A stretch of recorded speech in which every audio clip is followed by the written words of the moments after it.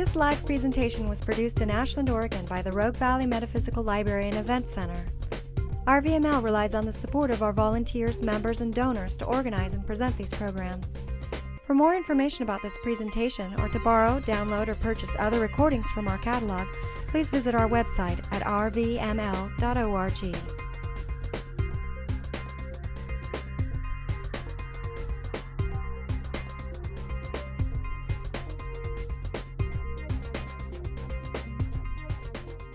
I just want to thank everybody for coming, and to get into the meat of the matter. What happened to me about almost 25 years ago, I had a near-death experience where I actually drowned and crossed over and went through the tunnel of light that everybody talks about. And I ended up in this plane of bliss, just pure golden white energy. And had a little conversation with what I call the source, and then after that returned, So the problem was when I returned, I was not the same person at all. I was doing commercial real estate. At the time, I had my own office, all these people working for me. I was very entrenched in social consciousness and material mind.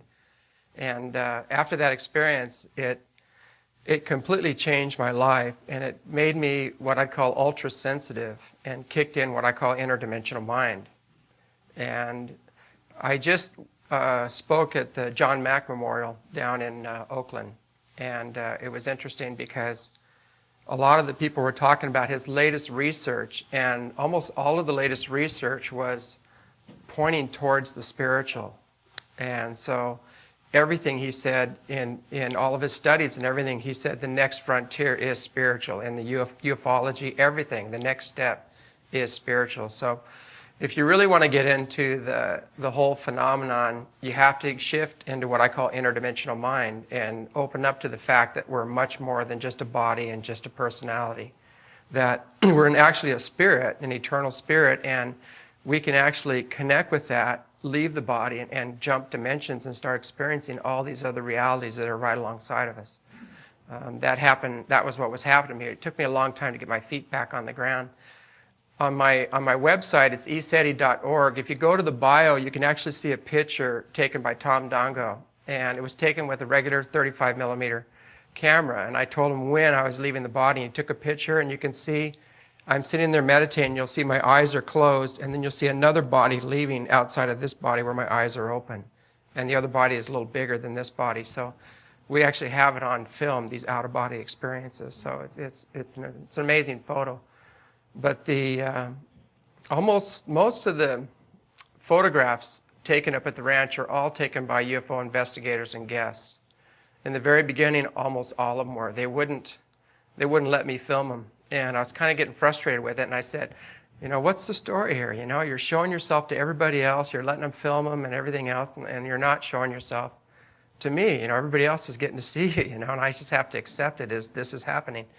And they told me that they wanted me to continue to develop the inner sensitivity and the inner levels and the telepathic abilities. And the more I developed that, the more they'd show themselves to me. So, and they did. The more I did my meditation and did my other spiritual practices, the more they came, and they kept showing up more and more and more. So what I realized through this whole endeavor is that some of these beings coming to the ranch are almost 2 million years ahead of us in evolution. And we have shots of their ships, and they're incredible. They're like Merkabahs. And you'll see one of these ships, I'll show you. It's Blagi's ship, and she's actually what a lot of people refer to as the Palladians, but she's about 2 million years ahead of us in the evolutionary process. And they didn't tell me that until just recently, because I would have gone, oh crap, I'm in trouble, what do I say to somebody 2 million years ahead of us, But they're extremely forgiving, extremely compassionate and understanding. They've gone through the same evolution we're going through right now, and they're here as helpers, basically. They're not going to trespass on free will. They're not going to fix everything for us, but they're going to continue to inspire and inspire people to do the right thing, to clean up the consciousness in the environment here. What I love about Ashland is that the people here are by the majority are awake. This is a great community to come to. I was going to tell people, by the way, this is just a mic. It's not a prompter from my back, But, I get prompting from another level. But it's funny that it's in my neck of the woods, you have to be careful what you say, because I'm out in the boonies there, with some backwards people, There are some forward-thinking people, but you have to be careful. But I love this in Ashland. You can come and just speak your mind and say what's up, and it's a lot more non-judgmental, a lot more open to alternate thinking and realities. What's happening up there, I was trying to explain to people about it. It's been my experience. I don't focus very much on the low-level contact scenario. There are low-level contacts. There are agreements that were made. There were back in the, it's been going on since the 30s, actually. And there's been agreements with our government, and the government did agree to work alongside what they call the grays, and those are little guys with the black eyes, and then they have another one that has a real big nose and the black eyes, and then a taller gray. And those groups were working, alongside of the government, and they traded technology for genetics, and that's where all the abductions were coming from and things of that nature.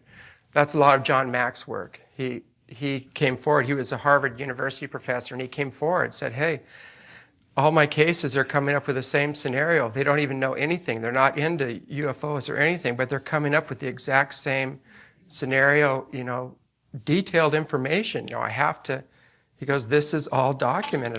This is science, He said, I have to bring this forward.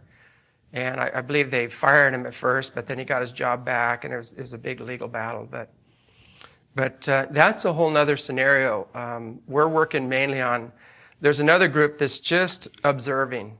There's other ETs that are just observing. They're watching us go through this incredible evolutionary process we're going through right now. And they're just kind of sitting back and observing. And there's other groups that are actually doing as much as they can, according to universal law, to step in and help us. And that group is very important right now, because some of the things that they're doing would just blow your minds if you knew what they were doing. Some of the things they're doing?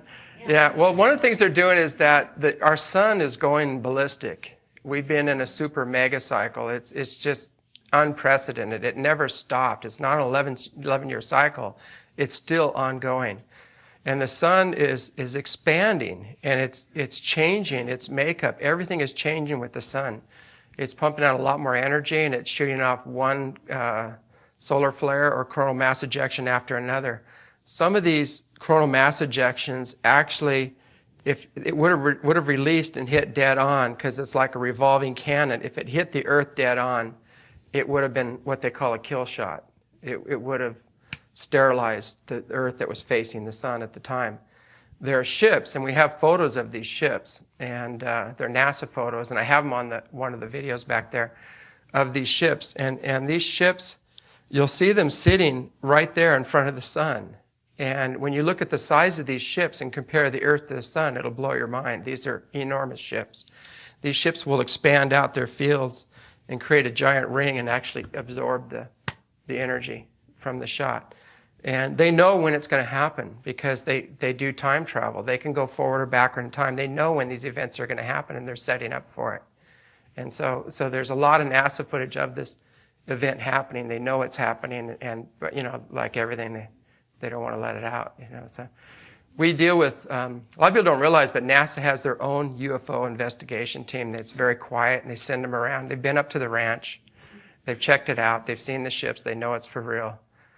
SETI knows it's for real too, but both those agencies are totally restricted.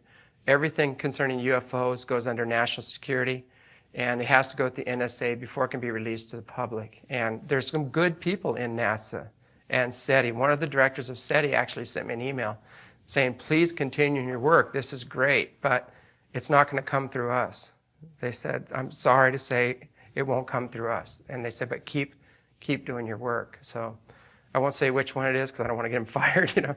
He actually went to a friend of his computer and sent it from there, and sent the email from there. And then he even said, I won't tell you which one I am, but he gave me some information that kind of verified that. So there's good people in NASA and SETI that want to bring this information out, but they're blocked.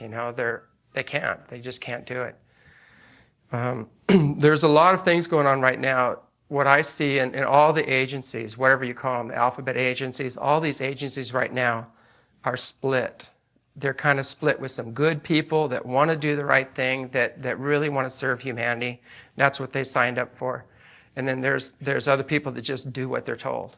And they just go by the law, and the orders are coming from, we all know who, They're coming from some very high people, even beyond the White House.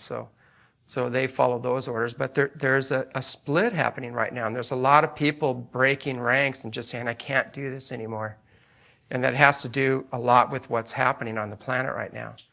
Because we're going through a shift right now. It's a vibrational lifting. And I mean, how many people have been feeling that? Have you just been feeling these intense energies just coming through? These emotional roller coasters and bursts and outbursts and going, am I going crazy? And you can't let go of this, and it's like, and that's what's happening. It's these energy shifts we're going through.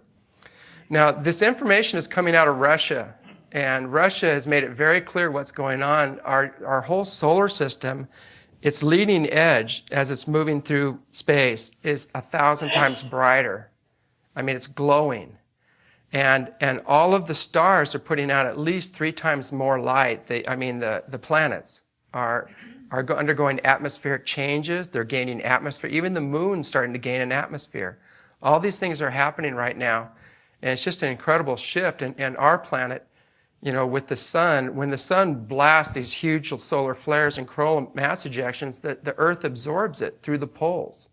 All this energy is coming in through the poles. All this energy is coming into the whole system, and it's being absorbed by the Earth. Guess what we're standing on? The Earth. We're absorbing this energy. The Earth is expanding. Right now, there's a lot of pressure going on, and the plates are moving. They're getting ready to move. That's where these big quakes are coming from, and the tsunamis. So we're in those times that everybody's talked about. The ETs have been talking about this for a long time. These times are coming. Before, there was a lot of people giving a lot of major doom and gloom prophecies, and I kept going, you're way ahead of schedule, and everybody get mad at me. I go, well, that's not going to happen yet. It's not time. It's not time. But now I'm saying it's time. They're telling me it's time. So we are going to be moving on this shift. It's not a bad thing. It's a good thing. There's a lot of people that might be checking out, but we're all eternal beings, and we're going to come back around. We're going to come back around to a much healthier planet and a body that's not going to be so contaminated with all the toxins, and the chemtrails, and all these other things that are coming down on us right now. I had a colonel, which I got very ticked off at me, sent me an email, and he said, if you were totally enlightened, you would know why these chemtrails are necessary. And also told me that you would understand why we have to reduce the population. And I said, well, if you're really enlightened, you'd be first, And I said, you first. And he goes, no, I'm too important. I go, no, you're too arrogant, And so, And so I said, don't talk to me about enlightenment. If you're awake and you really think it's necessary for population control, you first. And I haven't heard back from him. I haven't heard anything back from him, but I get a lot of emails like that, where people. I had another colonel with another place. It's funny, I had these 2 colonels. One was a base commander. I won't mention his name. I don't want to get him in trouble. And he's just finding out everything he can about this, and he's totally into it. And he's into the 5th dimensional consciousness, and it's all he talks about and what's happening. He actually worked on the retrieval of some of the lunar missions, the Apollo missions, and things like that. He's totally into it. And this other one's calling me and saying, why are you putting out this crap? And he starts calling me every name. You're totally deceiving the people and everything else, and just coming down really hard. And I said, excuse me, sir. I said, are you a colonel? And he said, yeah. And I go, I mean, you're a colonel and you don't even know what's going on?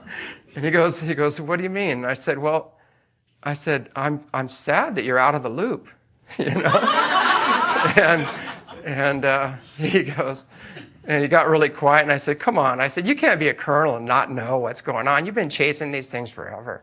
And I said, you haven't found out anything, have you? And the guy admitted, he goes, and finally went, well, he goes, you know what? He goes, we just wish we could catch one of them, and he said, and I said, well, rumor has it you already have a few of them, and he goes, not those. He goes, we want to catch the other guys, the ones that are shifting dimensions and coming in at several thousand miles an hour and making right-hand turns. Which is interesting because they have been, and that's the sad part about it. I have footage of this beautiful golden ship coming in right over the sanctuary. On the other side of the mountain, they brought in some gear, and these are pulse lasers and some kind of a plasma weapon. And the UFO is flying over, and all of a sudden you could see all these pulse lasers going up, and then a plasma weapon going up at it. And they hit right on it. It just got a little brighter as it went, and then it just kept going on its merry way, And so they go, we'll come back later. That's what they say. They take the high road. They're extremely evolved. And they just take the high road. They go, okay, we'll come back later, when you guys are done playing. And to me, in the interest of national security, when you shoot everything you have at something like that, you better make friends with it. That's common sense. Interest of national security, you have these beings that are coming here. Some are interstellar, some are interdimensional. They have technology beyond our wildest dreams. They could turn this planet into a cinder if they wanted to. They fly over our nuclear bases and shut everything down. They've done that several times. That's a well-known fact, very well documented. The people go in there and the firing mechanism's gone, dematerialized. Where'd it go? They don't know. So they can bring it up to launch. They went over Russia, some of the silos in Russia. They brought it right up to launch, and then they shut everything down just to show them that, look, you guys need to just get rid of this stuff. It's no good. They won't allow a nuclear exchange. That's one thing they will intervene on. They said there's too many other life forms here. There's too many other civilizations we don't even know about that are living here. There's underground civilizations living here, and they just said that's totally inappropriate, and they won't allow that to happen. So that's one thing they will step in and just say no. So we really don't need all these programs, these Star Wars programs, these new nukes, all these other things. They're just totally unnecessary. They aren't going to function anyway. But that was one of the good news. I love when they said that. They said, no, we won't let any kind of nuclear exchange happen. They said, that's it. There might be some small little tactical stuff, but other than that, that's it. They're going to come in. And they've already done it. They've actually neutralized quite a few things that could have happened, that they've stepped in and just dematerialize things. So, it's easy for them to do that. We've had jets go up. There's a very well documented case of a Swiss jet that came right in on a ship, and when they landed, all their armaments were gone. Even the wiring for the firing mechanism, everything was gone. The bombs, rockets, everything, not just disappeared. So that's really easy. They could take a jet coming in on them. They can do one of two things. Either they can shift dimensions, or they can put that jet in another time. And he could be flying over and all of a sudden look down and see dinosaurs and go, oops. That's the kind of technology these guys have. It's phenomenal. But some of the ones coming to our place, they're coming in light ships. We have a lot of light ship footage. Most of it is the light ships. A lot of people said, well, that's not real because you don't have any physical craft. We do have pictures of physical craft. I didn't have a time to load them up on our presentation here, but you can go to the website. It's eseti.org. One of the events happened there. Spar Giedemann, who's one of the UFO investigators that comes up there quite a bit, he came up and was taking shots, and we're building this conference center, and we're the only ones out there busting our butts trying to get this thing done. We're working in the snow, and we don't have the materials or anything, and you get a little down after a while, and you're going, are we nuts? Building this thing, it's like that Field of Dreams. They go, if you build it, they will come. And I was always saying, well, if you build it, you are dumb. I said, that's what they really said. We weren't listening.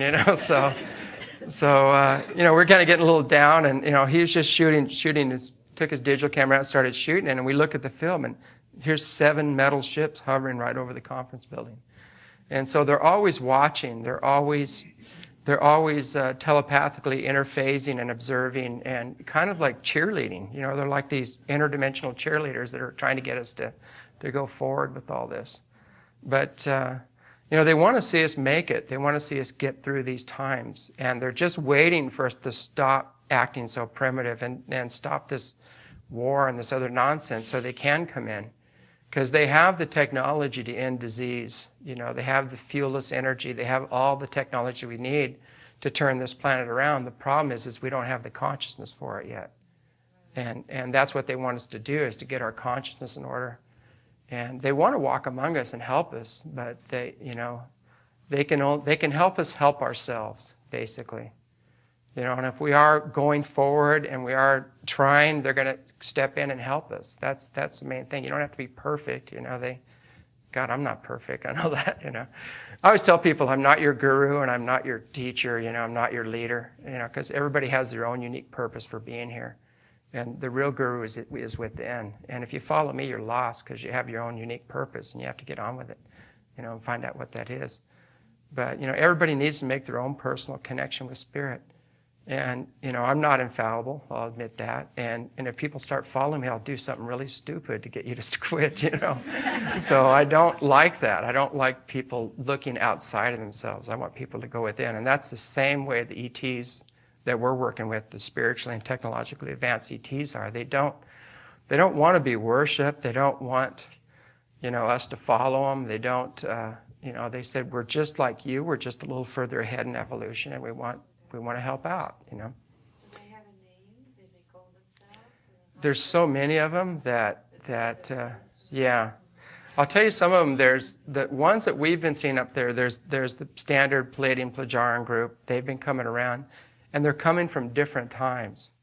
So some of them are not as evolved, and some of them are extremely evolved, because they have time travel. And so we're getting some that are coming way, a couple millions ahead of us. They're coming in to check things out. The Andromedans are the ones that a lot of people have worked with. We're working very closely with that group too, more on a spiritual, telepathic level. There's a group from Orion that are very advanced that are coming in as well. There's a group, there's a couple groups coming in. I don't know where they're from, and they say it's not important. They don't even care about a name. They said it's not important. We don't even use names. What happens is they've evolved to a level where they're one with creation and they serve creation. That's all they do. They're here to serve creation. And they don't need anything. They want for nothing. So, and the identity is not any important to them, and they'll give you a name if you need it, call them Bob or something, if you want. But there's all kinds of different ones. One of the ones I've really been enjoying is there's this feline race that's humanoid. They're humanoid and they have ears like a cat, and they have real close fur. And there's actually a picture on our website. Michelle back there in the back did a wonderful artist rendering of one of them, and I gave her a description and she drew it. But some of the physicists I'm working with, they've been working with them too.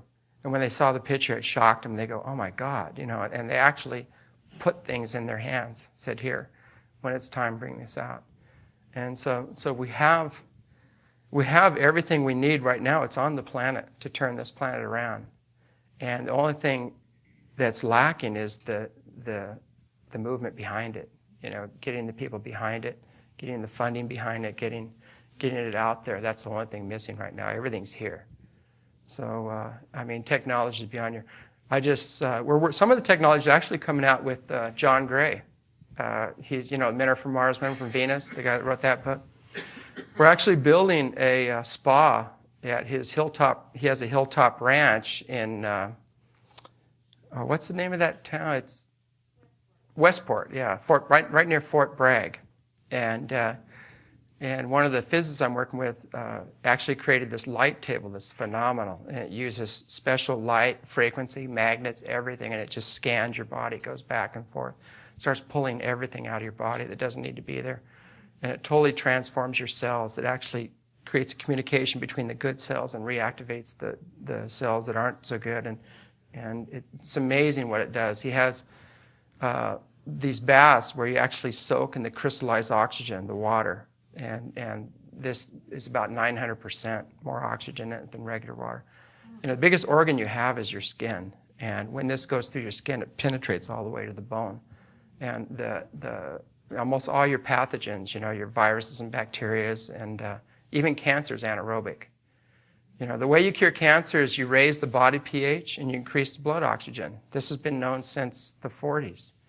You know, where is it? You know, part of it's in that bottle back there.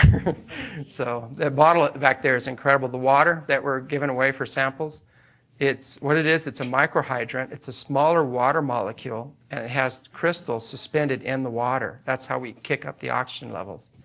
And when you open the lid, it doesn't just go and gone. This water actually implodes. It pulls in. It's not like your normal water. It's amazing.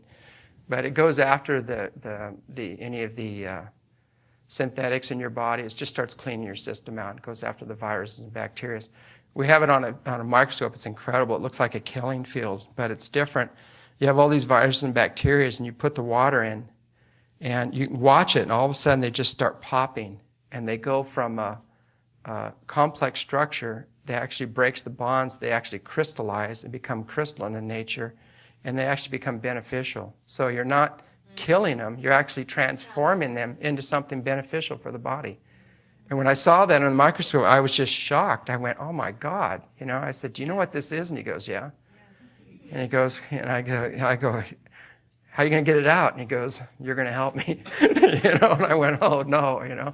How do they make the water? It goes through probably several $1 million worth of equipment, and it's beyond NASA technology. It's extremely high. There's frequencies involved.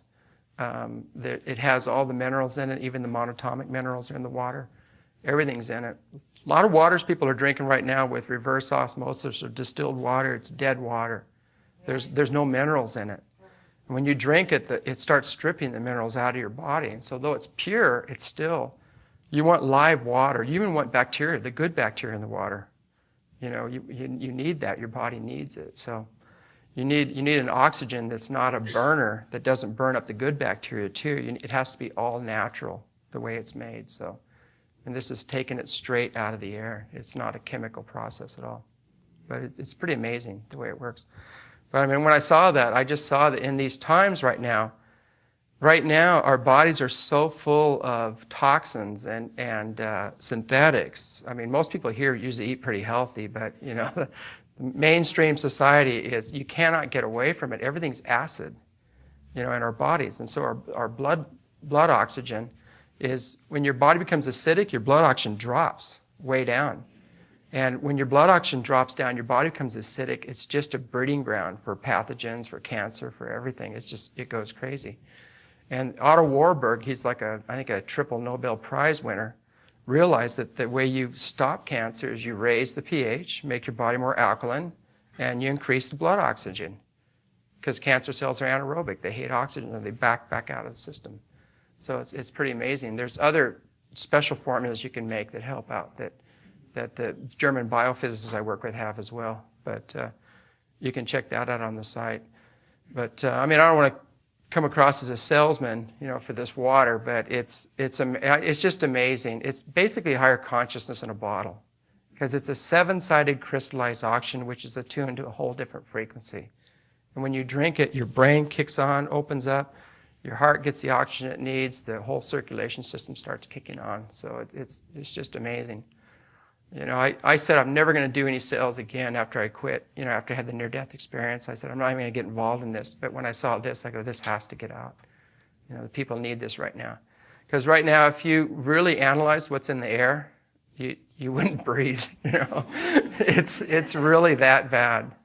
You know, it's not good what's coming down right now. And you know, with all the petrochemical exhaust and everything else, and it's not good at all. There's all kinds of biologicals in the air. You know, and so we need, you know, people right now need a defense for this. You know, that's why we're bringing this out. Does it neutralize microwaves? That would be pretty good. Well, it would help repair the damage. I don't know if it would neutralize them. I haven't figured that one out, but you know, there's ways you can neutralize it. There's other techniques you can do that neutralize the microwaves. There's technology that does it, and then there's also spiritual things you can do. But it grades on you after a while. I mean, there's so many things hitting us right now. There's psychotronics, there's HARP, there's all the cell phone towers, there's all these things going on, and they're really playing havoc on your body. they're actually interrupting the hormone flows and everything in our bodies, you know. And there's other ways of doing this. Even with the cell phones, they could change the frequencies and use different frequencies, and it wouldn't be harmful. So there's a lot of different ways we could do that to change that. But it all comes back to awareness. You know, people need to get educated and you know, stop the demand. Just say, no, come up with something else, and I'll take it. you know, this doesn't work. This is harmful. Come up with something else, and they will. They'll come up with something else. You know, it's just supply and demand. And if people are not educated and they keep buying the same garbage over and over again, you know, it's like organic food. You know, people are starting to shift. Before, organic food was not anywhere. You know, you hardly saw any places that had organic food. You know, now they're everywhere. Even the supermarkets are carrying organic food because the people are going, I'm not going to buy this stuff anymore. Change, you know, you need to change. And so people are changing. But it's the same thing, you know, same with the automobiles. You know, people say, okay, I'm not going to buy these cars anymore. Give me at least a hybrid, you know. If you can't give me a hybrid, give me a fuelless, you know, give me one of these, you know. GM has a magnetic motor right now, and they're testing it, and it is working, it's functioning, and they're getting ready to, they're saying it might be a couple of years before they come out with it. But I mean, the fuelless technology is already here right now.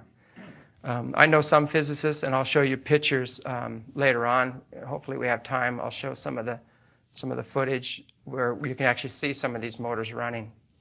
One of the engines, the inventor kind of got distracted on the phone, and he let it run a little bit too long, and it took off, and it went through the ceiling and punched a big hole through his ceiling. You know, so imagine the power this thing has. It's not a matter of generating power. It's what do you do with it? When you tap 0 point or free energy, what do you do with it? Because there's so much of it. It's unlimited, and it got away from him, you know. And I asked him, I said, well, where'd it go? And he said, last time I saw it, it was headed towards the sun, you know. And so it's gone, you know.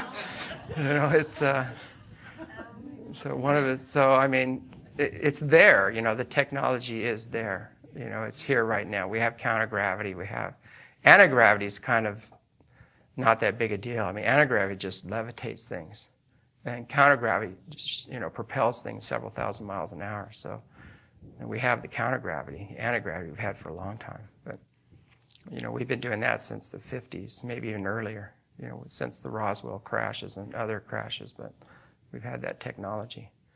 I don't know how much time we got before break? Is there about 15? Yeah, let me pop this on. Can you cue the DVD? Because that's what I wanted to go to. You stand back here. Okay. Lights on? If you turn it off, it's coming up. Turn the light off. Where's the light?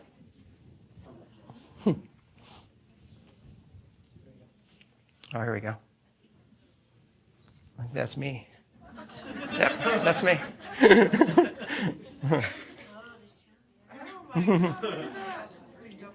I'm bilocating here.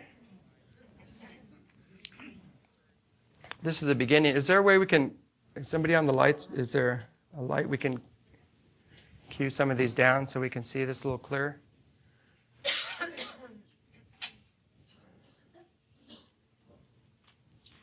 Usually the darker the better, right? Can you turn it off? Turn the lights off. Oh, okay. He probably wants to do I think we can see it. This right here see this beam coming down? I was actually meditating directly under that beam. And actually, you can hear the sound. You can hear a pulsing sound. That's actually the sound of one of the ships. It's a real deep pulse. What does it sound like? It sounds like a cat, actually. It sounds like a cat purring. I have it on the website. If you go to the website, you can click on it, and it'll say sound of the mothership, and it'll come up. It's a very deep pulse.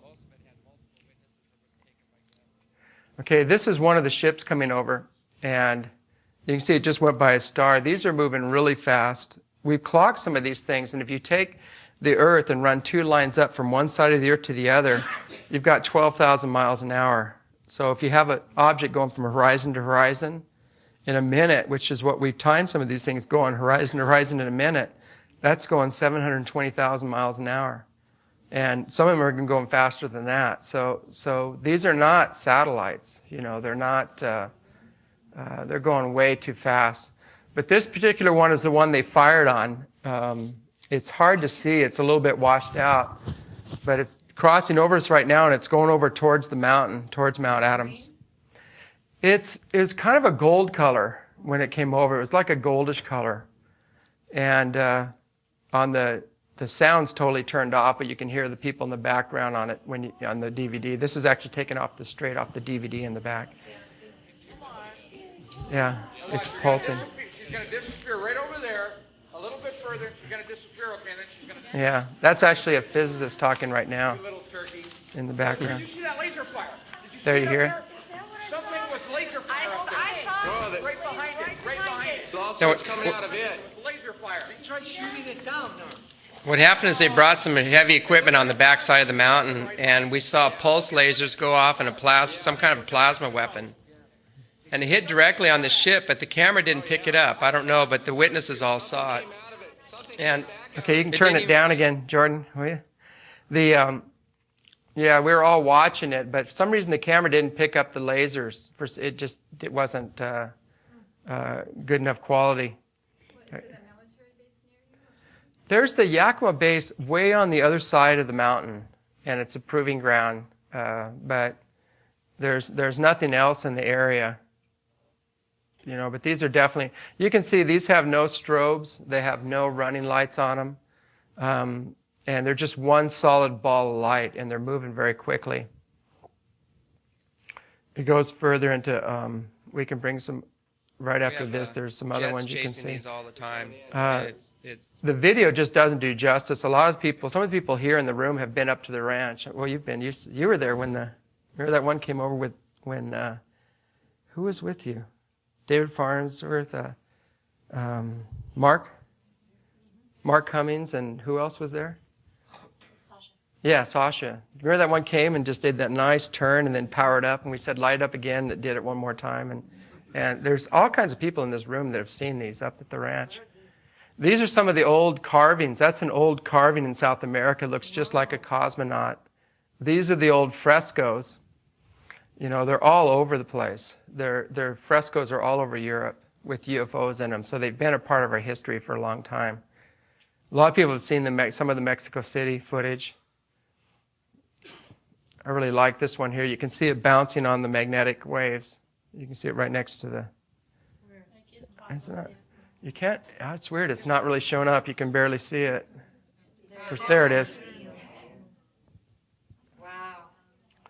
And you can hear the people in the background, and they're all like, if you knew Spanish, they're all cussing and, saying all kinds of, really excited. So obviously, this is one of my favorite ones, over around Egypt and Israel. These things are popping up. And people go, is there a connection to the pyramids,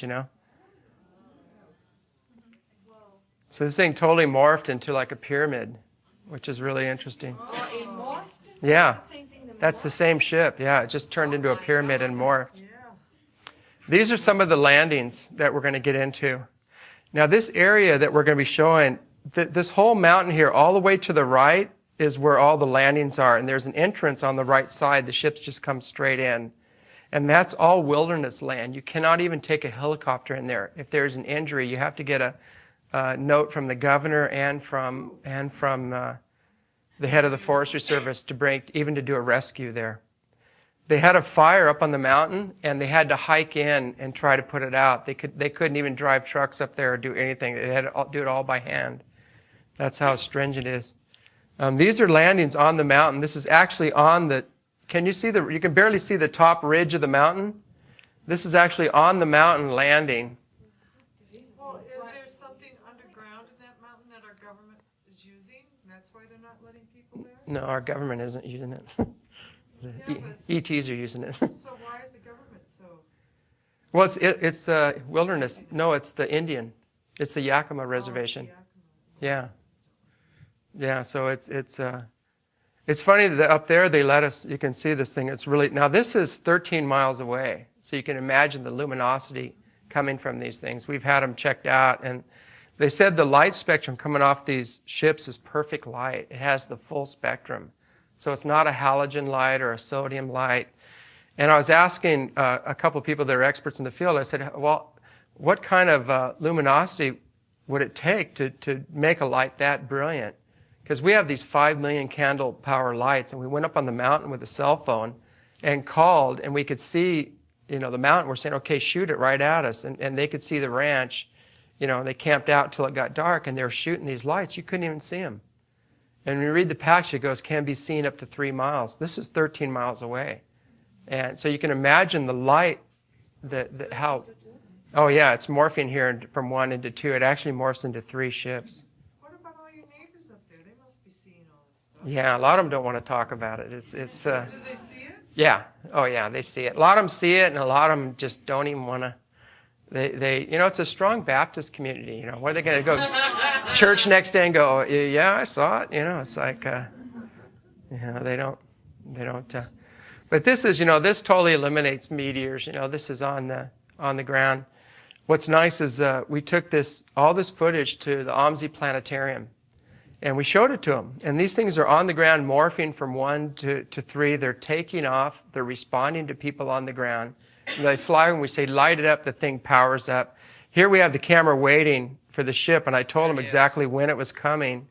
And I had done this redundantly. Yeah. I did it with NIDS. I did it Tom with Dongo was there. The NIDS group was there. We've had all these different guys there, and I said, okay, we have to go out there, right after 9 and have the camera setting up right above these 2 trees. We're going to have a ship. And we're sitting there waiting I flip on the camera's rolling, and all of a sudden, out of nowhere, the ship just pops in and then takes off. So we've proved redundantly that there's contact going on. What's that? Not yet. Here's a nice bright one, but not yet. It's too dangerous right now, unfortunately, because my first 2 contacts, I've had face-to-face contacts with them. I've had 2, and they said that's it for now. They said that because when you start talking and speaking about this, they said it's too dangerous for you and they said because it's not dangerous for them because they can protect themselves, but they don't want to create harm to anybody else, and they don't even want to deal with any againstness, so they take the high road. This is a beautiful one coming over at 5:30. It's about 5 in the morning, and I felt this incredible energy pulses going through my body, and I grabbed my camera and walked outside, and this flew over and just lit up. You up in the middle of the night kind of thing? Yeah, they do that quite often. So they communicate with you through the feelings? Yeah, you'll feel, a lot of people are getting this ringing in their ear. I'll talk about that later. Here's one of the plasma crafts. Now, this is one of the Blajee's ships, and this is one of the 2 million years ahead of his ships, and it's just pure energy.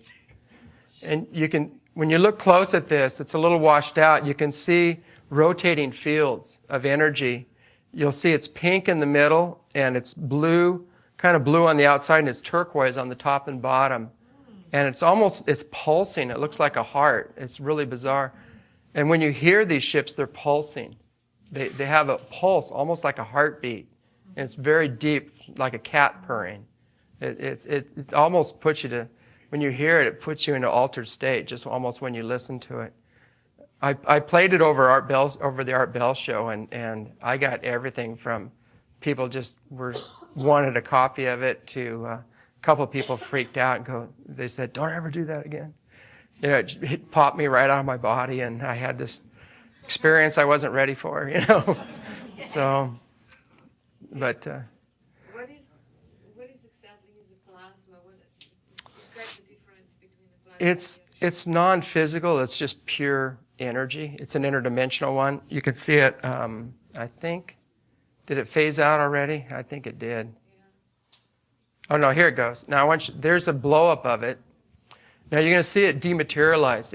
It's actually dropping the energy down into our dimension so we can see it, but it's still a light principle.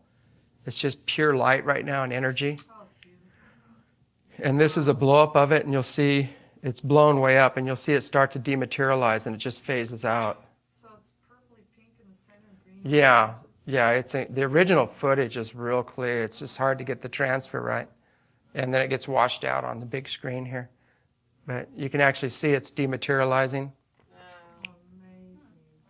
Now this one has all the scientists scratching their heads because they're going, okay, this is not a model, held by a string. This is pure pulsing energy, and It just dematerialized. Inside, or it's just yeah.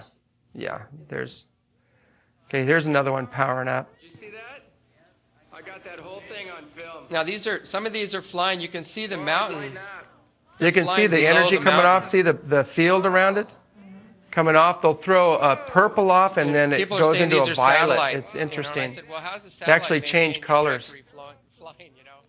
A lot of people keep going, oh, those are just satellites. But the problem is that these are self-illuminated, and they're flying over at 12 o'clock, 1 o'clock at night. The sun is directly behind the Earth. There's no reflective light, for these ships. But this is another one cruising over. But also they move really kind of, it seems around. A lot of that's me with a camera. It's really hard to get these on a tripod because all of a sudden they're there and you see them and they're usually coming over you, and you got to, to get a tripod to go up and over is almost impossible, and they're usually pretty steep. So I do it with a handheld. So they're actually not moving like this? No, they're coming straight. A lot of times they do move a little bit. We had one guy. It was really funny. This guy, this one guy was up there, and one was coming in straight over us, and it looked like a satellite, but it was really low. And he says, he goes, I'll believe that's not a satellite if it reverses position and goes back the other way. And right after he said that, it went back the other way. And he goes, okay, you got me. He said, it was pretty funny. But so they hear what you're thinking. Yeah. What they do is they fly over, they scan the group, and they see what you're ready for, and they come as close as you're ready. And they won't create any fear. If there's fear, they back away. If there's negative thinking, a lot of skepticism or negative thinking, they just go, they'll do something way up high, and that's all. But if you have a real good, tight group together and you have a lot of high energy, a lot of love and joy flowing, it's not about doing pious things, it's about, the best way to bring them in is to have little kids there and have a big campfire and have fun and bring music and things. That's what brings them in. It's just having fun, relaxing, the joy. I know these people. We had this one guy come up there and he read this 6 or 8 page meditation. He was going through the page on bringing the ships in. And he was on about page 3 and the ships are already there. And I tried to come inside and tell him. I went, excuse me, and he goes, don't interfere. I went, all right. I said, okay. So I walked back outside and we were all watching the ships and they heard us going, whoa, look at that. And all of a sudden they just all got up and came out. And he goes, how long has this been going on? And I said, about 3 pages ago. So, it's not intellectual. It's not a mind thing. It's a spirit or heart thing. That's how they connect. That was a flash. How do you know the good? How do you discriminate? Discern between the negative ones. And you can feel the frequencies and the energies emanating from them. So when you call. Yeah, there's a lot of protection. You can see, I believe these two were when Jordan was, and a lot of the people from here came up to the ranch, and this one here and the next one were there during the metaphysical libraries outing up at the ranch. So these were nice and bright. The second one was really funny because I was telling this story. We were making spaghetti. We had a big spaghetti dinner going, and I said, as soon as I go in there to get a plate of spaghetti, they're going to come. I said, they do it every time. They play little jokes like that. And they're going, no, just go get it. Just go. And I said, okay. And so I go in there, and as soon as I put the spaghetti, I hear everybody screaming. I was like, yay, like this. And I go, damn, like I'm running out. And you can hear me, I come out and I just drop my spaghetti and grab my camera and start filming it. And people are walking up and going, whoa, looking at it. And I'm going, don't step on my spaghetti, So it's kind of funny. But they do little we were telling people we're trying to keep it real clean up there because, with the intervention and people watching us all the time, we have no drug policy up there. We tell people to come up and get high on the energy that's happening. And we had a guy went to break that policy. Now this is a jet. You can see real clearly. This is a jet. See the strobes? On it, it has a red and a green running light and a strobe. And this is actually right behind the UFO that just went by. And we have incredible chase scenes. We have a lot of footage of jets coming in on the UFO, and the UFO just disappears. And the jet goes by and it reappears again. You know? And we've had one fly right up the tailpipe of a jet and just disperse into light and just go right over the jet and keep going. And I would love to hear what that pilot was thinking, you know. So, I mean, it's pretty embarrassing, you know. Our technology versus theirs, it's very embarrassing. And like I was saying, in the interest of national security, we need to align with the benevolent ones. And we had that choice back in the 40s. And we made the wrong choice. We chose the ones that gave the technology, and so we could use it in the war industry, which is, it was a wartime, you know. It was like, that's what they said we need. You know, people thought they were doing the right thing, but it wasn't. It wasn't the right thing at all. You know, the benevolent ones were there too, and they said, well, we can't give you the technology because you're too primitive, you know, but if you evolve, you know, we'll give you the technology. If you evolve and stop warring and stop acting so primitive, we'll help you, you know, clean up the environment and move forward. This is a daylight shot right here. You can see it right down here going by. There's a blow up of it. Are you using a digital camera? Everything. We're using almost everything from just 400 speed, you know, emulsion film to digitals to. How hard do you see them during the day, or are they hard to detect? A lot of times you don't see them, but the cameras will pick them up, because the camera picks up more of the light spectrum than your eye, and a lot of times they're just out of our visible light, and so the cameras, especially the digitals, will grab them much better. Have you had anybody shooting infrared cameras up there, Jay?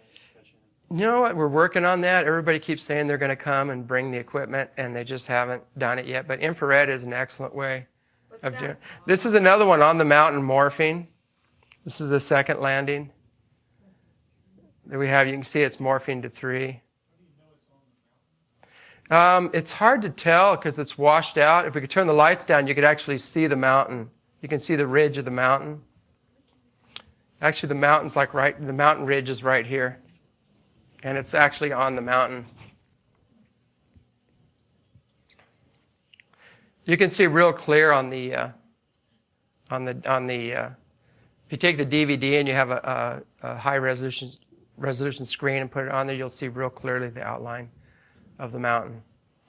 But, you know, that eliminates, I was going to tell you, the OMSI guy, we took this footage to the OMSI guy, and what he said was, this is nothing but the space shuttle or meteors. He said, there's nothing here, you know, that impresses me at all. And, you know, and the guy didn't, the reporter, he was an ABC reporter, he didn't even question him, like, this is on the mountain, you know.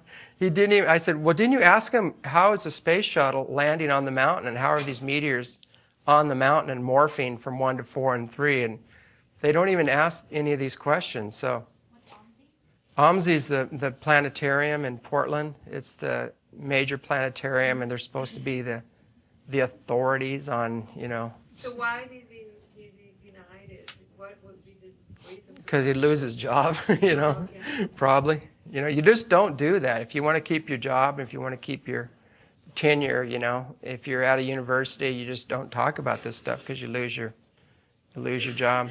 Why do you think they morph?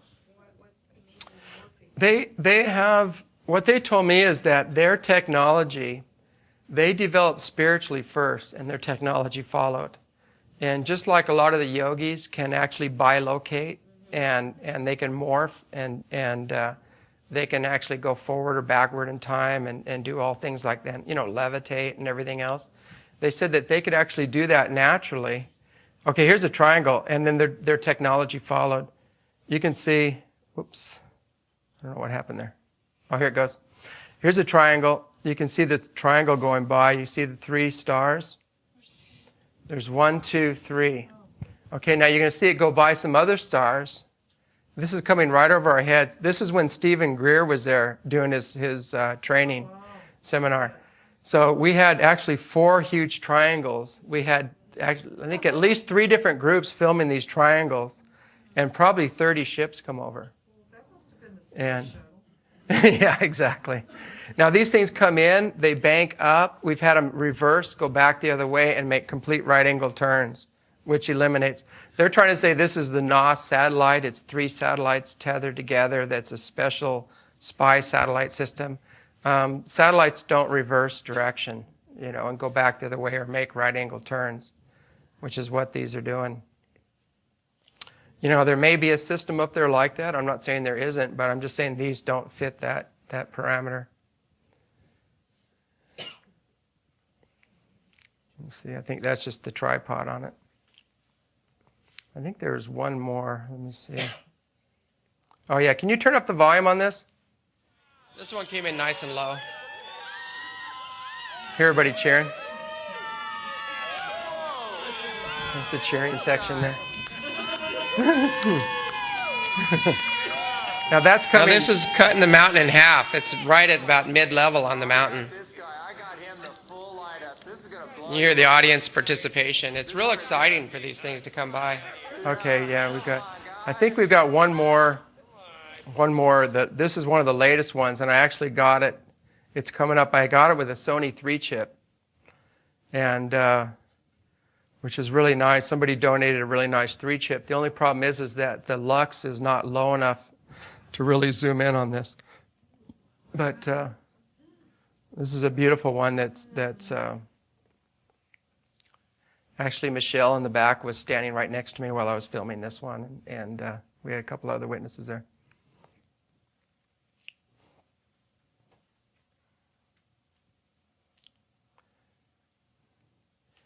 It's going to come up here again, and they're doing the same thing. Now this is you can't really see it in here. There's one frame where it shows the mountain where it is, but you can see the color spectrum on this. It's wonderful. It's morphing. Yeah, there it's morphing into 2.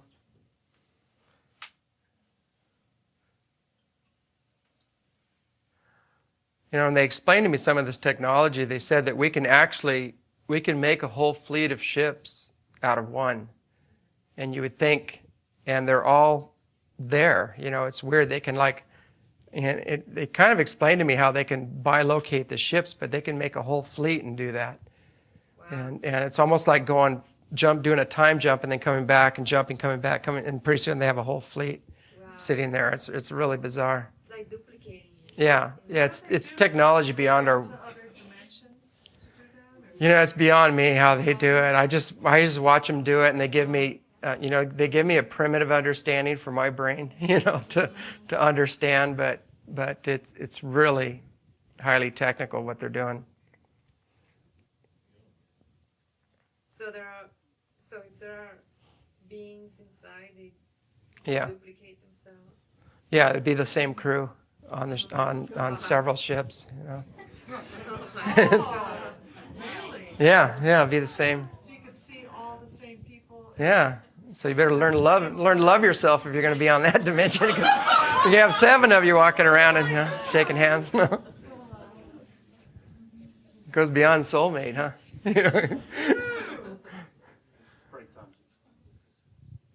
Yeah, you could have 7 affairs with the same person, but nobody, and it wouldn't be wrong, Not that it is wrong. I'm not here to judge, but. It would all be the same person, different times, Pretty unlimited universe on there. We have all these little boxes we create, and they're beyond that. They're beyond any of the jealousy or any of the other stuff. Or I think it goes a little bit further. It's not too much longer on this one. They've got a jet chase on this one. I think we have the jet. Now this one was on the mountain, and then the next thing you know, we had one flying over us, and so we caught it flying over us. Here where I'm trying to grab it, flying over us right now. This is the same one on the mountain. Now it's flying right over our heads. And then, actually no, this is still on the mountain, it looks like. And then right after it flew by, a jet came in right on the same path as it flew over, following it. So, who knows how long we've been following these things. Probably 60 years we've been chasing these things. How did you get one? How did you start this?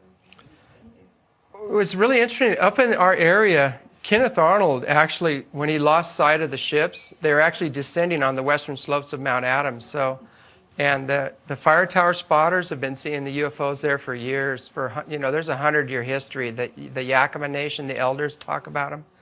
They said they used to bring their sick and injured to them, and they would drop them off, and they would come back completely healed. People with broken legs and whatever. It was pretty amazing. But Did they take him into the ships? they'd take them inside the mountain, but they had to seal off the mountain because we were getting very aggressive. They said they couldn't. They basically said we have to seal off the mountain. They said we'll return again later, but right now we have to break off all connections, just because of the military and a lot of the other problems that are going on. They just don't want to deal with it. Here it's flying overhead. But yeah, it's pretty interesting. Up there, there's just so much activity. Now, a lot of people go, where are the physical ships? There are physical ships on the website. I didn't have time to transfer it.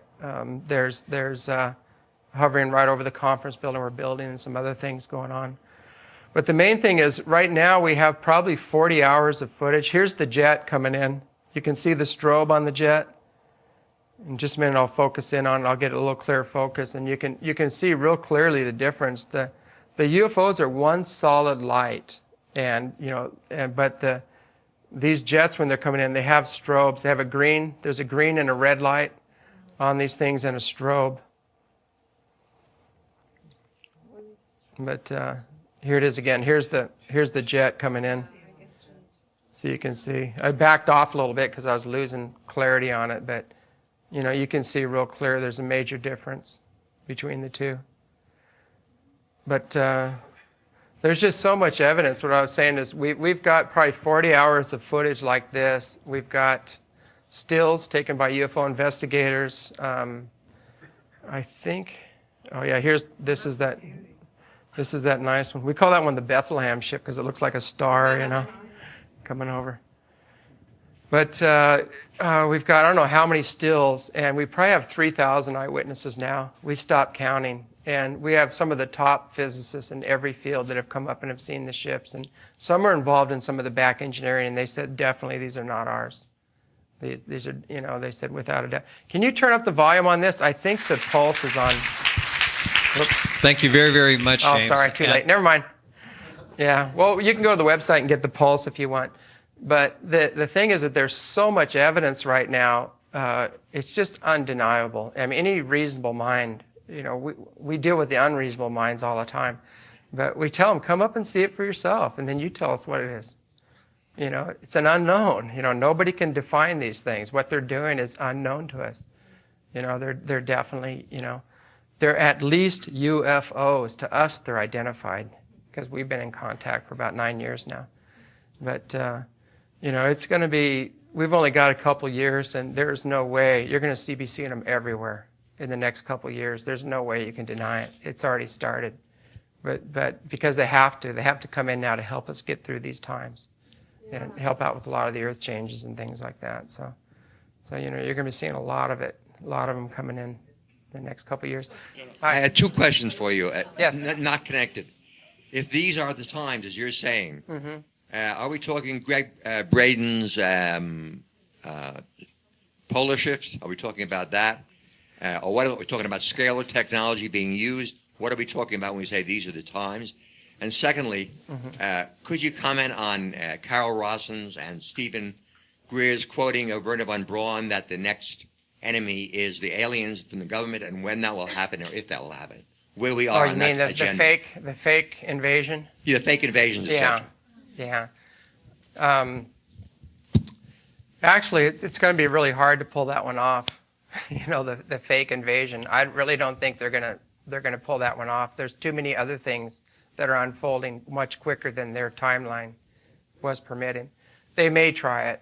I don't know, because we do have our own ships and they're back engineered, and there are some people that have that kind of technology. But right now there are so many benevolent ships here, and the higher beings are here, and they're watching a lot of this stuff, and there's going to be a lot of intervention. So that scenario, they might try to pull it off, but it's not going to a lot of it's the educational process. If we can educate people that not to buy the nonsense, not to get into the fear and the negativity and everything else, and realize that if we can rise above the occasion, we can get the help we need. People wonder about that. They go, aren't you afraid of the negative ETs coming in? And I said, not when the benevolent ones are there. They won't allow it. The other one about the shifts. Yeah. The Earth changes. It's a lot of what Greg Braden is talking about. There is a magnetic pole shift that's underway. I mean, a lot of the other planets have already done it in the solar system. So, there will be a magnetic pole shift. My understanding of the total pole shift, like the whole planet flipping over and the oceans reeling across the land and everything else, I don't think it's going to be that severe. The Earth will straighten itself out because it's 23 degrees off tilt, and it's because of a meteor that whacked it in the past pretty hard. That was the downfall of Atlantis and Lemuria and things of that nature. But it's going to straighten itself back out again. And so climates are going to change. There's a lot of things that are happening of that nature. It's really wobbling, and the plates have to move so it can balance itself back out again, and that's what we're moving into right now. Time frame on this at all? Information? Next 2 years. Next 2 years. Yeah, it's starting now. That tsunami and that major quake was part of it, and it hasn't stopped. It'll continue. The plates are going to continue to move, and there's going to be a lot of movement with the oceans, and a lot of erratic weather is going to continue. Just all the above. It's just going to keep escalating until it's done. So even with the minor pole shift or the minor changes would be more radical than anything we've seen on Earth in hundreds, if not thousands of years. Yeah, it'll be. That tsunami was pretty radical. Yeah. We haven't seen one of those in quite a long time, but a lot of, back in 1982, I brought this information out. And it's in the books, basically. And I talked about the sun, and the sun would continue to expand. And it would create erratic weather, and there'd be an increase in earthquake and volcanic activity, and that it would continually escalate along with the erratic weather and the tornadoes and the hurricanes. All this stuff was given back in 1982. And I actually got run out of Dodge, basically, by giving this information by some spiritual groups, They got very angry, and I said, hey, look, they go, you're creating it, Well, you remember the Santa Cruz incident. She was there in Santa Cruz, and we gave the exact time and date of that earthquake, the San Francisco earthquake. And, we said, we're leaving. Well, and everybody goes, well, you need to get out of here because you're creating it. And I go, no, we're not. I'm not that powerful. I'm a visionary. That's it. I'm just telling you something's coming. And it really upset a lot of people. And a lot of people got very angry with this because we challenged their comfort zone. And then after it happened, we came back, and they're still mad at us. They were still angry at us, And so rather than being a little humble and say, what's next, they're still mad at us. So we just said, okay. And I kind of got out of the earth change business, for a while. Because, what does it do? Everybody gets upset and angry at you, and they don't want to change, and so, I kind of backed out of that area a little bit, but I'm feeling now it's time to start talking about it again. Thank you. Thank you. So, can you talk more about it? He's got the... I want to thank you, James, for coming. Oh, thank you. You've been a light for me. And with all this news and negativity and the election and all that stuff, it's really nice to hear what you have to say.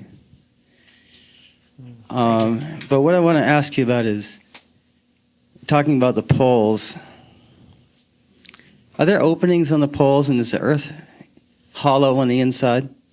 Can you talk about that? There's large areas of the Earth that are hollow, and there's more than one civilization, on the interior. And there are openings at the poles. Only certain people can get in there. But it depends on your level of consciousness as to whether you enter or not. But, that's a walk on the wild side. Some people have a hard time with that. But a lot of research is looking in that direction, with a lot of the ground-penetrating radar and a lot of the other things. They're saying, wait a second, we can't tell whether it's liquid or whether it's a gas or what, because the readings are giving them the same reading, whether it's liquid or a gas. They're not sure. So So a lot of that, but there's definitely huge underground caverns. There's whole civilizations living under the earth. There's a lot of the ancients that we knew about, the blue people, like Shiva, you know, how they have blue skin and things like that. There's whole civilizations down there that are blue skinned people. There's some very little people down there, real small little people. One of my encounters, I met with one of these little guys, and he had two guys standing next to him that were almost 8 feet tall. And I asked him, I said, what a cute little guy. And I got hit with this energy from this guy. It about floored me. And it was very humbling, and I was very embarrassed. And I go, sorry, you know. And he was the leader, you know. The little guy was the one with the juice, you know. So I learn a lot of lessons as I go, you know, that just because you're small and different looking, you know, the outer appearance doesn't mean anything. You know, you can have some what would look like grotesque to us or different looking beings that are extremely evolved, you know, intently spiritual on the inside. You know, like Yoda, you know, that's the stuff they're trying to teach us, you know, like don't judge the package. You know, you can have some other beings that look, you know, very godly, you know, but their own self-interest is involved. You know, there's interdimensional beings, there's interstellar beings, there's all these different beings. So we just can't, you know, judge the package anymore. We have to learn to sense from the soul the energies of a being, you know, what their intentions are. You have to develop the inner sensitivity so you can feel, you know, what their agenda is. You know, that's the best part. Because there's a lot of beings, you know, there's not very many. There's only a few that are we call them problem children in the universe. You know, they're a little bit self-serving, and they're not honoring our divine right to free will, and they're doing some experimenting and things like that. But a lot of that's being put to a stop right now by the benevolents that are here now. That's all coming to a close. But I hope that answers your question. Hi, James. Hi. Nice to see you again. I have a few things to ask you to elaborate more on tonight. Mm-hmm. One of them was when you talked about the cat people, and it reminded me of, in the Egyptian times, many of the animal-looking like beings. And are they the same kind of beings that you saw? Because they did have cat people in the Egyptian times, and then there's Horus, you know, and all these weird-looking creatures. Were they connected with the ETs? And you don't need to answer that one right now, but hold on to that one. And then the other thing is, I remember when the tsunami happened, that some Italian geologists said that the Earth went into a wobble at that time. So I want to know if you had heard about that. That was on CNN, actually. And I think it actually speeded up a little, didn't it, or did it slow down? They I can't said remember. it just went into a wobble. I don't know. And I had I channel Mother Mary's. A lot of people here know and don't know, but on December 1st, I had a small little group at my house, and she did talk about death, and she said that we're going to be seeing a lot of it coming up, to be ready for it, and that we're going to see a lot of earth changes. And she never says that through me. It's only the second time. The first time was 3 weeks before 9/11. The second time was 3 weeks before the tsunami. So, you know, it feels like there's a lot coming up, and I think people here are interested. So that's number 2, the wobble thing. And the third thing is the underground people. I was in Mount Shasta, and a message came through that the Telos people, or whatever they want to call them, are also connected in here with Mount Ashland, and that they're drawing us to these areas because these are going to be safe areas for us to be in the earth changes. So I wanted you to elaborate more on that. For they're connected with Mount Adams as well. The first one was, what was your first question again? The cat, about the felines. And Egyptian In ancient India, the felines, they called them Narsringa, and they used to pray to Narsringa for protection. And there's a lot of stories about where families were praying, and they had some guy that was you know, a really nasty character, really harassing the family. And they would pray to Narsringa, and all of a sudden you see the guy running away, and his shirt's being torn up, and he's getting knocked down to the ground, and nobody sees anything there, you know. But there's a lot of ancient stories about that, and that's one of the gods that they would pray to for protection. So Sekhmet is the Egyptian version of that. So these beings have been around for a long time, and until we totally evolve into that non-judging space and see them as, they're humanoid, see them as a creation of God that's different, but they're still a being.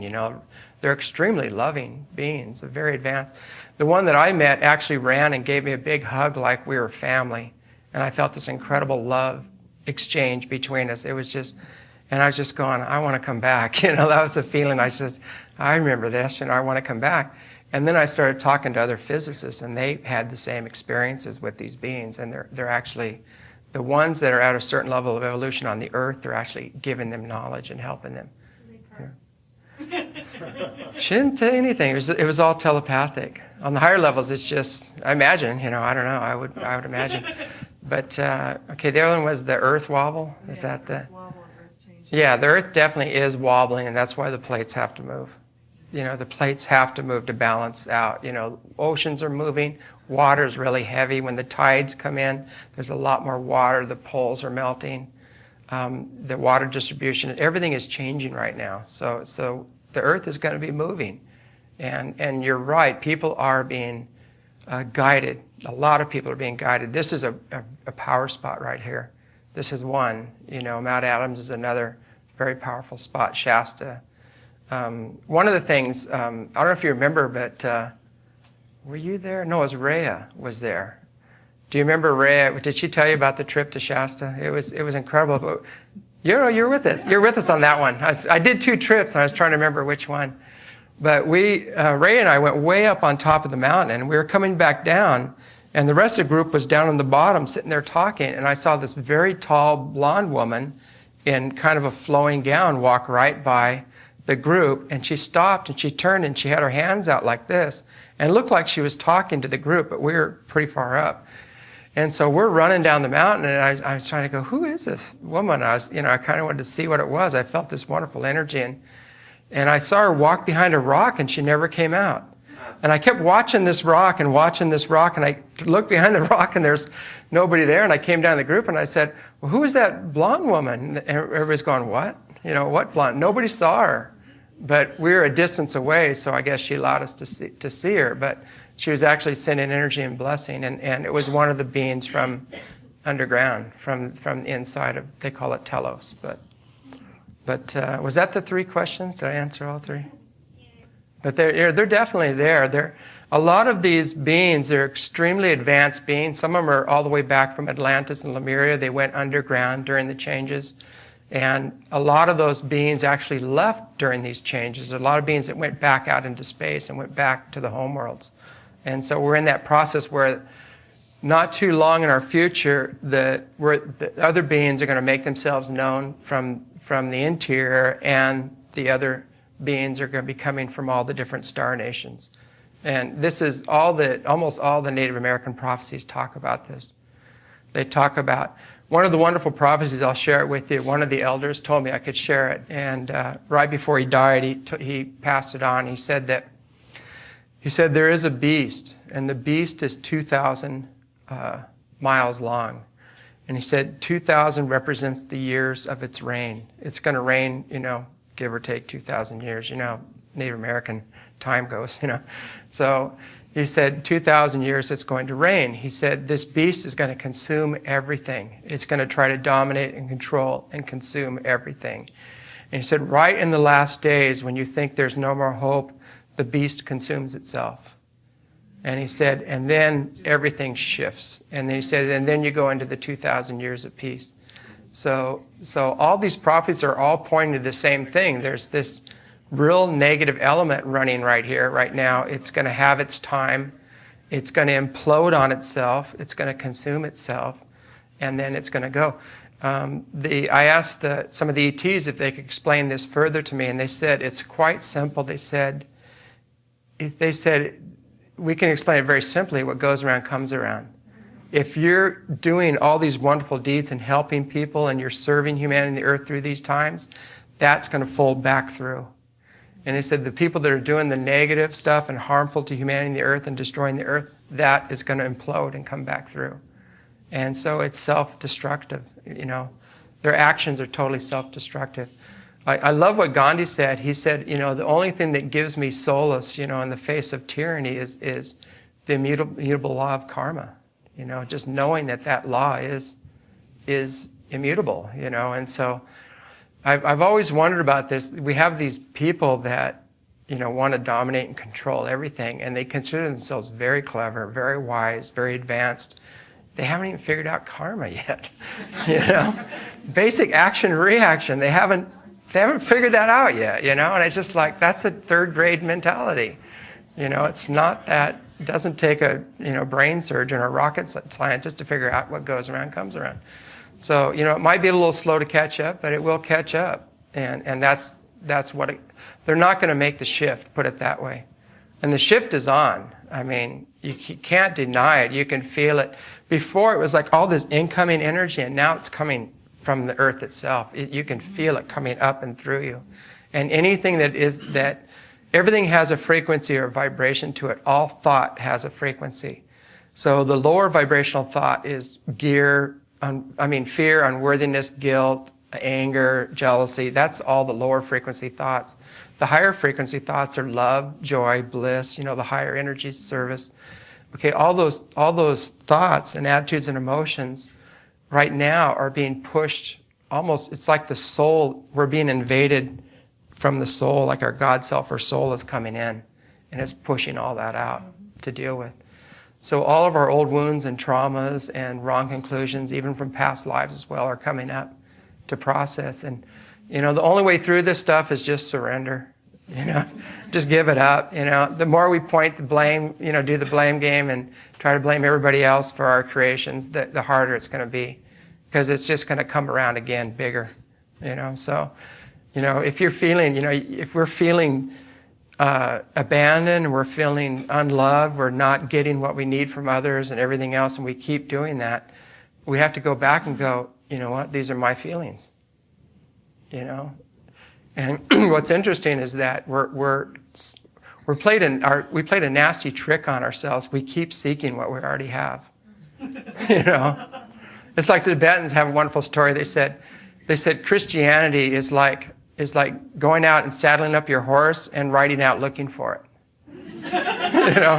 And you've been sitting on it all along, it's right there. And so, in consciousness, we were created in the same image and likeness of whatever you want to call it, the source, which is infinite love and joy and bliss. That's what it is, that's at the core of everybody's being. And then we have all these layers of junk, and garbage around that core. So that the layers are coming off right now. The veils are coming down. The masks are coming off, and it's all coming off right now. And that's what's going down. And basically, we can go, like this, like block it and go like this, or we can go, okay, let me have it, And the source is going, as you wish, as you wish, And you want to make everybody the bad guys, it's going, as you wish, When I go, hey, I bless you, do your thing, see you later, it's a little better path right now. But, the main thing is that, we have to stand in our truth and allow that courage to come through and that right knowing, that right action, whatever you want to call it. We do have to make a stand. We don't have to attack others or judge and condemn others, but we can make a stand for what's right, what's in the highest and best good of humanity and the earth right now. And that's what we all have to do. We have to do a lot of soul searching right now and get back in touch with our core in order to make it through these changes. Because if we don't, the people that are very dense and heavy and very controlling, the tyranny, that kind of energy is going to get hit like a brick, because it's dense, it's heavy. The people that have lightened up, it's going to get hit like a feather, and they're going to hear, they're going to hear, they're going to be guided to these places, like you're talking about. They're going to be guided. All of a sudden, they're going, I can't do this anymore, and they're going to leave the coast and come up and say, I'm feeling like I want to be in the mountains right now. I don't know. And the Christians are praying and they're going, yeah, I feel like I need to be up in the mountains right now, And, the Muslims are praying and go, it's time to leave this area, Yeah, everybody's getting it, but they don't know where it's coming from. And it's coming from many, many sources.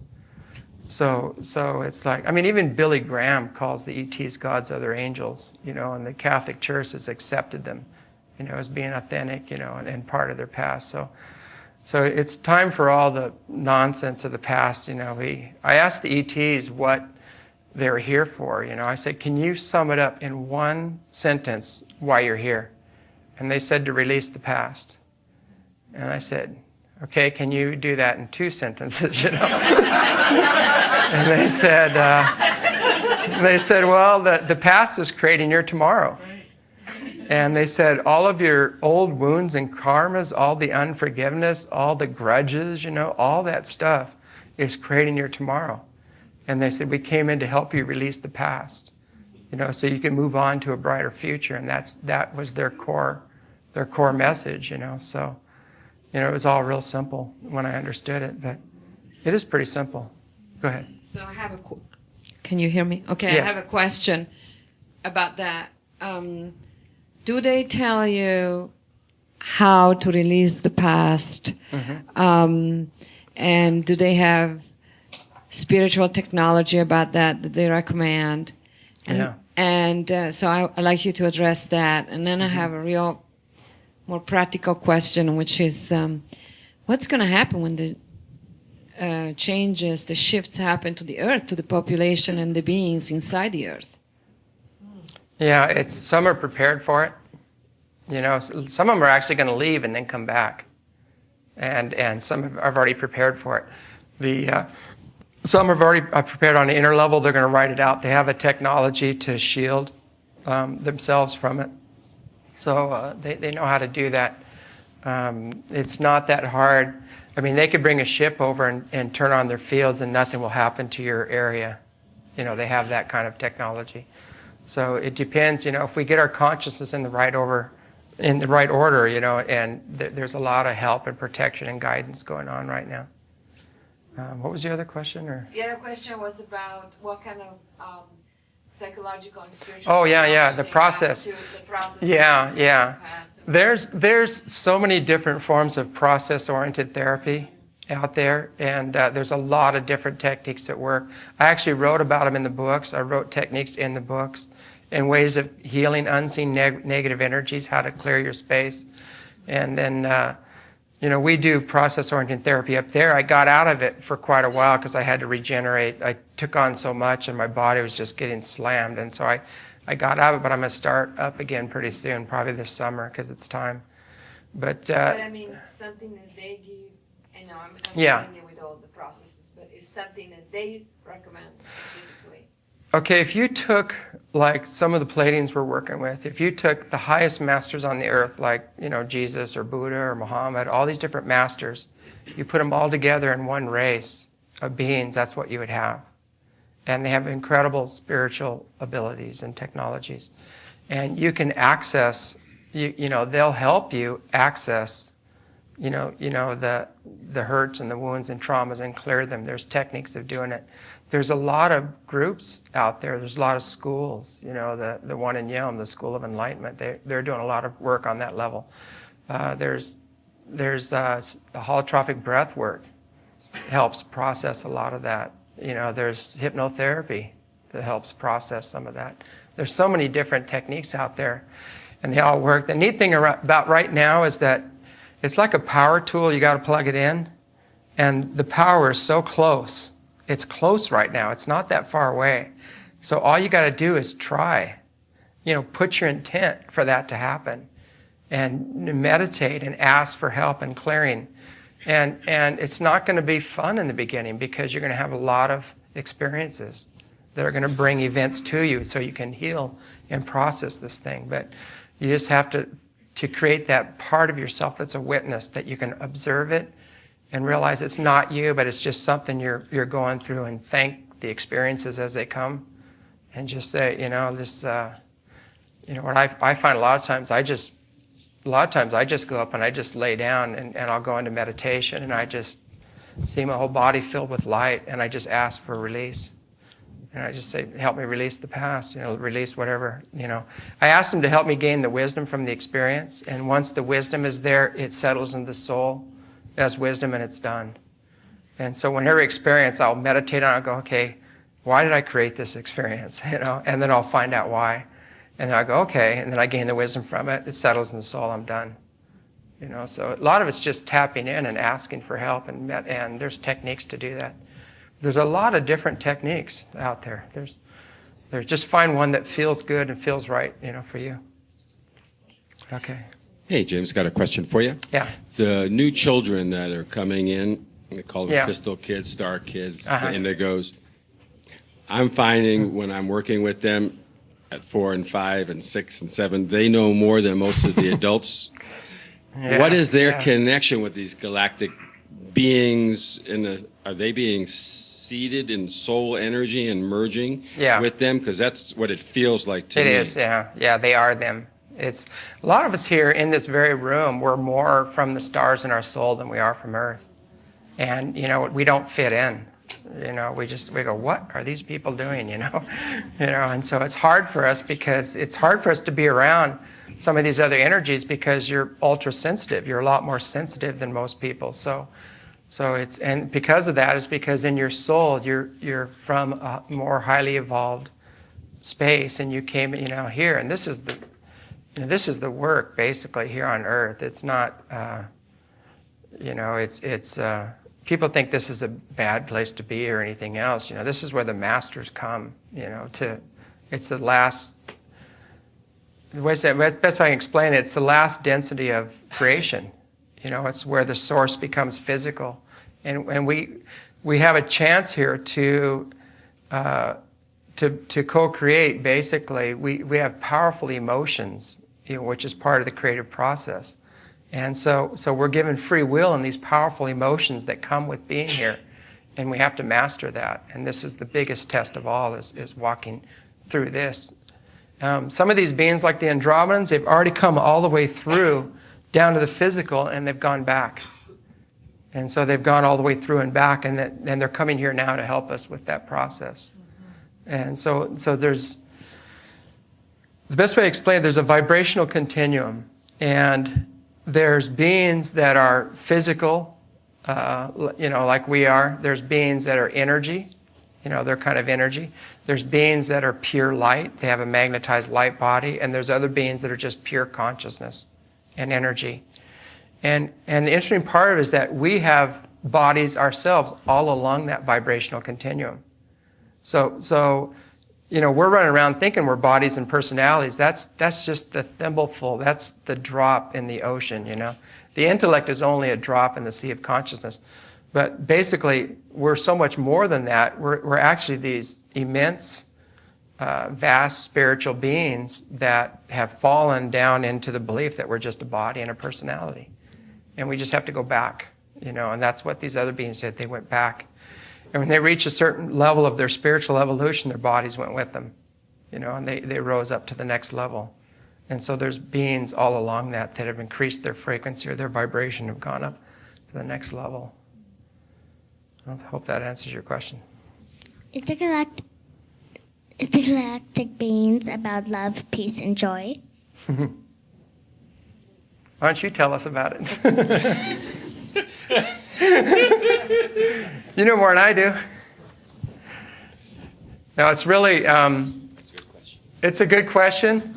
And you know what? You could probably answer it better than I could. But that's what they operate on. They operate on peace, love, and joy. And a lot of the children nowadays that are coming in are not that far from heaven, you might say. They've come in from these higher places, and they're living it. And we're trying to stick them in these little boxes, You got to learn this, you got to learn this, you got to learn this. I'll tell you what some of the other beings do with their children. It's wonderful, and you might like this. What they do is the kids, when they get to be around 9 years old or so, they take them on the ships, and they shift from physical reality into creation. So all of a sudden, this kid had a near-death experience, and he's going, whoa, I'm one with everything, I'm pure energy, I'm pure light, I'm one with everything. Then they bring him back, and they're attuned enough, they know the whole unique purpose of this kid, because they're very spiritually attuned as counselors. So they give this kid all that he can to excel, to be all he can be, the best he can be, in honoring his unique purpose. And in doing so So now they have this kid that is excelling, the best of the best in his field or whatever, and he learns the other fields too as well. And then he has the knowledge of oneness in giving back to the whole, that, hey, I'm just here to serve, I'm just here to help. And so these beings, what happens, they took a quantum leap in evolution by doing that. And that same thing is available to us. If we could get people that are more spiritually attuned, watch the kids, watch what they gravitate towards. Look for their just natural abilities and help them. If they move into building things, give them the tools. Put them together with a carpenter or something. What art, move them in that direction. It doesn't matter, but that's what we need to do with our children: is stop sticking them in these boxes. And find out why they're here. Get a little more attuned in why they're here and what they came to do, and then help them do it. And then we'll have a quantum leap. Earlier you mentioned about ear ringing. I'd like for you to speak to that. Okay, yeah. I've had a bunch of people ask me about that. A lot of that is higher frequency communication coming in, and it's downloaded directly into your subconscious. And it bleeds out later on as you need it. And there's a lot of people that are getting that real strong. You hear this ringing. It's almost like somebody blowing in your ear where it's going, poof, you hear an opening in your ear. And it's a download of everybody's going, I'm getting tetany or something like that. It's usually not that. It's just communication going on. It's high frequency communication. And a lot of people are getting that right now. They're hearing the ringing. They're hearing low pulses. They're hearing all kinds of things. And what's funny is nobody else will hear it around them. And it's just because, their sacred senses are kicking on. We're all kicking on beyond the five senses. The other senses are kicking on. And pretty soon the clairvoyance is going to kick on. You're going to start seeing the shadow beings, cruising all around you. You're going to see other little people, whole civilizations living right alongside you that you didn't know were there. And that's part of the shift that's going on. There's hearing, you're going to start hearing, singing, you hear ringing, you hear all these other things, other tones, yeah. Yeah, bells. A lot of people are hearing bells. And then feeling, start feeling the presence. You'll be sitting in your house and you go, wait a minute, there's somebody behind me, and there's nobody there, and you can't shake it, and there usually is somebody there. And you just can't see them. That's when you do the clearing any unseen negative influences, and then if they're still there, then have a conversation with them. But that's what we do. I'm not going to offend anybody by doing clearing work. By clearing the energy in the room. Those techniques are in the books. It teaches you how to do that in the books. Go ahead. Do you get any advice from these folks regarding any of our political or economic or financial and what's good on the stock market tomorrow? But no, seriously, any advice in that about these structures that we have and what might be improved with them? A lot of them are going to go away. I wouldn't count on them. It's interesting. Like, a lot of people ask me about, stock market and things like that, and I said, well, it's really hard to talk to them about that because they don't have a monetary system. They don't even use money. They found out it creates a lot of competition and greed and adversity, and they dropped it a long time ago because, like I was saying before, they all work towards the betterment of the whole, and they're not.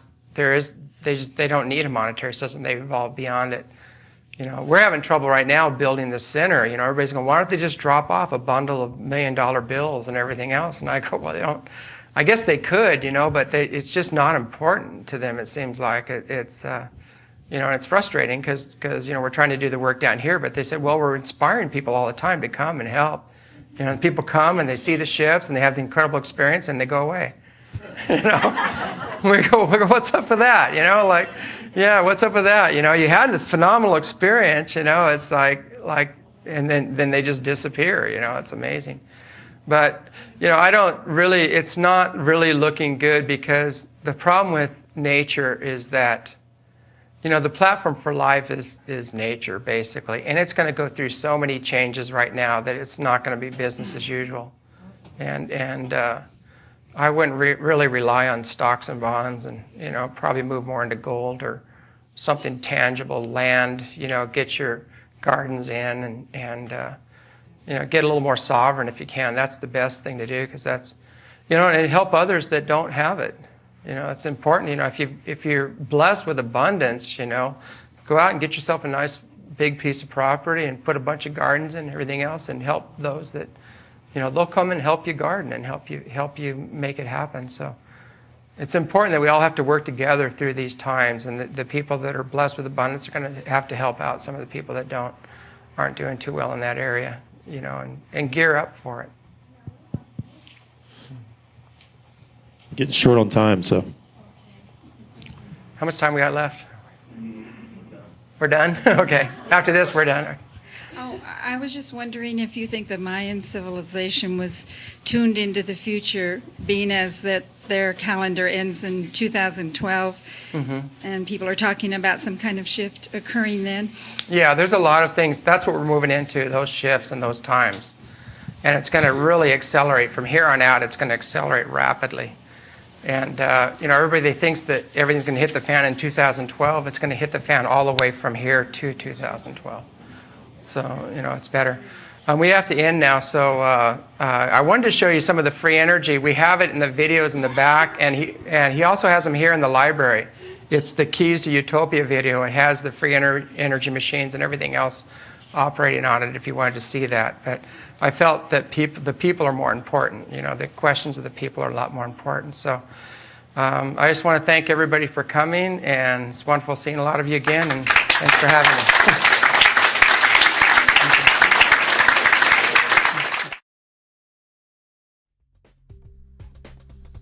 RVML Resource Center is a volunteer-operated federal 501c3 tax-exempt nonprofit organization. RVML is dedicated to providing easy access to a comprehensive collection of information on a variety of metaphysical, spiritual, and personal development subjects. RVML accepts and appreciates all donations. Material and monetary contributions are fully tax-deductible. This recording is not copyrighted, and permission is granted to broadcast, exhibit, or duplicate all or part of this program for non-commercial educational purposes. This live presentation was organized and presented by the Rogue Valley Metaphysical Library and Event Center. For more information, please visit rvml.org.